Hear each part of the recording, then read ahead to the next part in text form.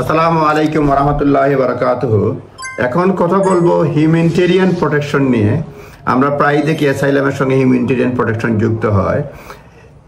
Humanitarian প্রোটেকশনটা normally asylum case fail হলে পরে এটা মঞ্জুর হয়।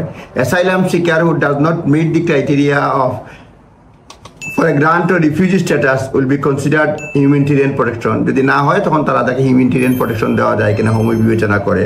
এটা হোম অফিসে এই হিউম্যানিটেরিয়ান প্রোটেকশনটা প্যারাগ্রাফ 339 থেকে 339 সি এটা কভার করে। নর্মালি যখন রিফিউজি স্ট্যাটাস যখন মঞ্জুর হয় না, সাবস্টেন্সিয়াল গ্রাউন্ড দেখা যায় যে অ্যাসাইলাম অ্যাপ্লিকেন্ট কনসার্ন যদি সে যে অ্যাপ্লিকেন্ট করছিল সে যদি দেশে ফেরত যায় তাহলে face a real risk of suffering serious harm, face a real risk of serious harm and is unable or owing to such risk unwilling to avail themselves the protection of that country এবং they have not excluded from grant of humanitarian protection তখন তাকে দেওয়া হয়। মোট কথা যদি কেউ asylum application fail হয়, সব ক্রাইটেরিয়া ফুলফিল না করে, দেখা যায় ওই ব্যক্তি যদি তার নিজ দেশে ফেরত যায় তাহলে there is a real risk of suffering serious harm, real risk of suffering serious harm এটা রয়েছে এবং unwilling to avail themselves protection of that country, সে জিত ফিরে যেতে চায় না। Real risk of serious harm, সোজা কথা রিয়েল রিস্ক অফ সিরিয়াস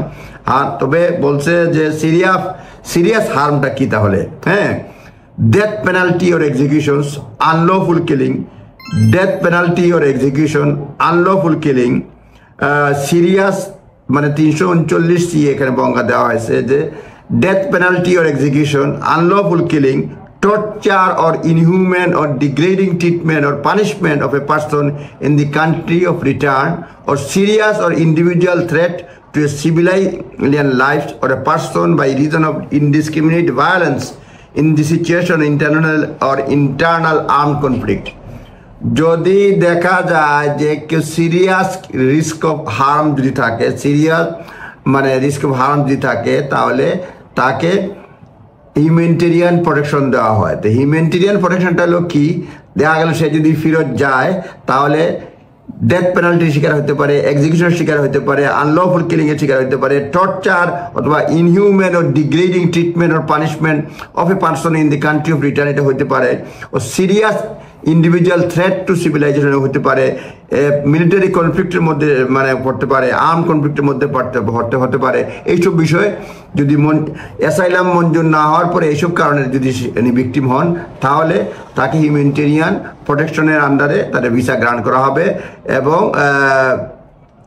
এটাও 5 বছরের জন্য হবে।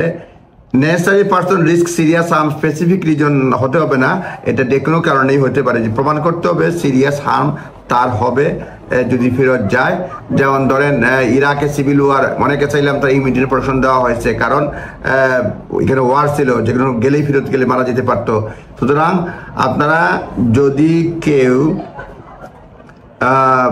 অ্যাসাইলাম না পান ব্রিটেনে তাহলে হিউম্যানিটেরিয়ান প্রোটেকশন পান কিনা একই ব্যক্তি একই মামলার অধীনে এগুলি আবেদন করতে পারবেন, বিবেচনা করতে পারবেন। ধন্যবাদ, কথা হবে। আসসালামু আলাইকুম।